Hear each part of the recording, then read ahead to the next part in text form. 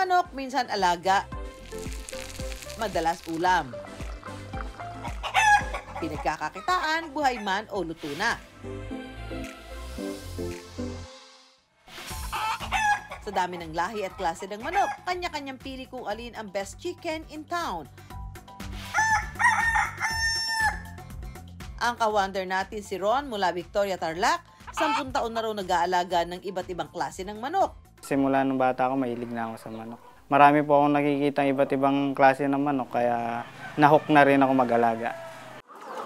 Mula sa karaniwang lahi gaya ng native chicken, Rhode Island at DeKalb chicken, hanggang exotic species, chicken at chicken lang daw kay Ron alagaan.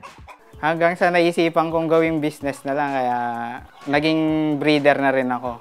Yung hobby ko, ginawa ko na rin business, source of income. Isa sa kanyang paboritong alaga, ang Chinese silky chicken na kakaiba ang itsura. Ang lahi kasi nito na mula sa China, kulay itim ang laman mula ulo hanggang paa.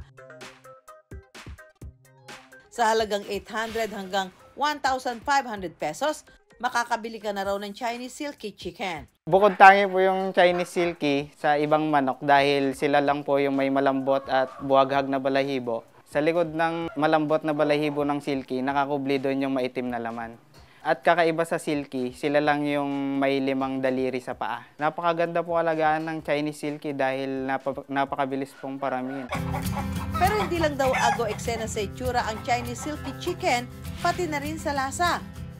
Mas malinamnam ang karne ng Chinese silky kumpara sa ibang breed ng manok. Ngunit mas maliit na hamak ang karne nito. Ang average sa timbang lang po nito ay mahigit 1 kilo lang po ang bawat isa. Pero para sa mga Chino, ang Chinese silky chicken, the best gawing traditional herbal soup. Mainam daw para sa mga anemic, katatapos lang manganak, at mga taong stressed at mababa ang enerhiya. Silky black chicken, we use it as a dietary dish. It's more on replenishing our body fluid, essence, and also blood. Okay. And often, we use it with additional herbal ingredients para mas effective. Andito po tayo ngayon mga ka-wonder at tuturuan ko po kayo magluto ng version namin mga taga Victoria, Tarlac ng tinolang silky chicken. Pagkatapos natin igisa ang ating mga pampalasa, sunod nating isangkot sa o igisa ang ating black chicken.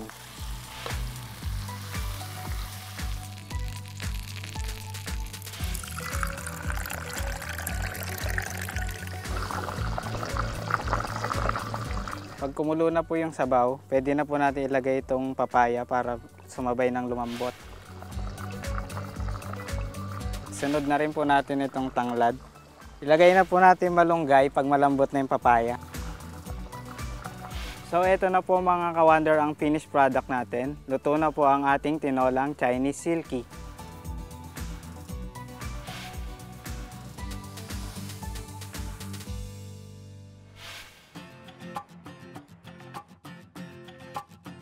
Perfect bonding na rin daw ng kanilang pamilya ang paghigop ng mainit at masarap na sabaw ng Chinese silky chicken tinola. Sa lasa po, mas malinamnam po sila kumpara po sa ordinaryong manok. Mga 2 years na po namin nakakain yung silky.